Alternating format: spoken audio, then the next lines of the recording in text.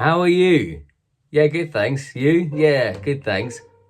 Boring. How boring. You leave no impression on people when you say, how are you? Or where I'm from.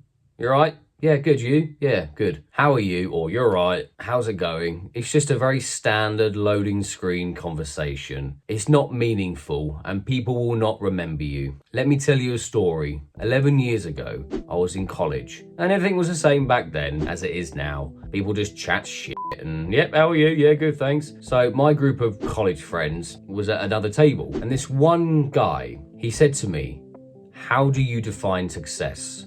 Out of the blue. Made me think, and I don't think I came up with an answer. I still don't have an answer. The point is, I have never forgotten that question. That one question that stood out amongst all other questions in college. That one question from that one guy. Can't remember his name, can't really remember what he looks like, all because he asked me, how do you define success? So the point is, if you're one of those guys that goes up to people and asks, how are you? You're not gonna be very memorable. Whether you're talking to a cute girl or whether you're talking to a guy you kind of know, you want to be a bit more memorable than that. So I've got some alternatives for you. You can maybe write them down. You maybe use these ones instead of, hi, how are you? You're right, how's it going? Because they're boring. So for these ones, they're your family, friends, colleagues, acquaintances. It's casual. So these ones I'm going to give you now are casual. So what's been the highlights of your week so far? So it forces them to search for a positive memory of this week. It's actually getting them thinking, and you are much more memorable that way rather than, hi, how are you? How's your day shaping up? And it focuses on the immediate present, the right now, rather than just, how are you? Yeah, good, thanks.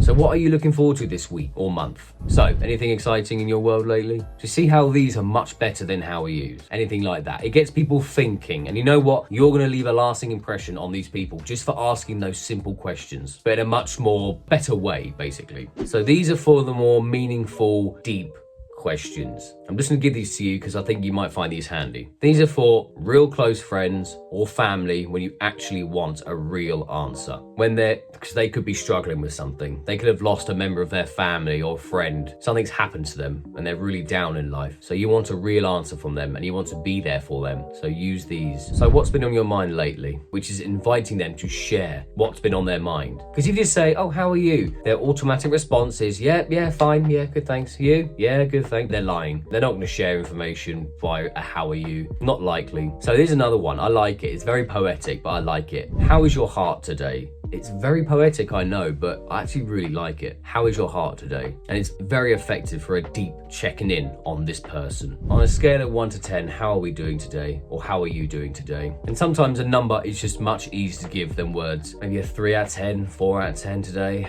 Oh, okay, so it's better than yesterday. Okay, better than last week. See how effective these are. And a quick tip on checking in. If someone is really struggling, don't ask, how are you? You're right, how are you? Don't ask that. I've been thinking about you. How are you really holding up with everything that's going on? That is a powerful sentence. I've been thinking about you. That just shows that you care about this person. I've been thinking about you. How are you really holding up? The emphasis on really. You're asking for the truth. How are you really holding up? And then with the ending, with everything that's going on, it's showing that you're understanding them. That is such a powerful way of saying, how are you? For this sort of checking in on someone when someone is really down bad in life. They've lost a family member, friend, or a relationship breakup. So I hope you found these useful. There are many more you can use, you can come up with. Just look them up. These are ones I do like. So just if you've got any more, then put them in the comments. So much more better than, how are you? You all right? Yeah, nice, good, thanks. You? Yeah, nice one, yeah. And with these types of questions, like the story I gave earlier with the kid in college, you'll become much more memorable, especially as people you don't know and you kind of want to speak to them, get to know them. Don't just, oh, you're right.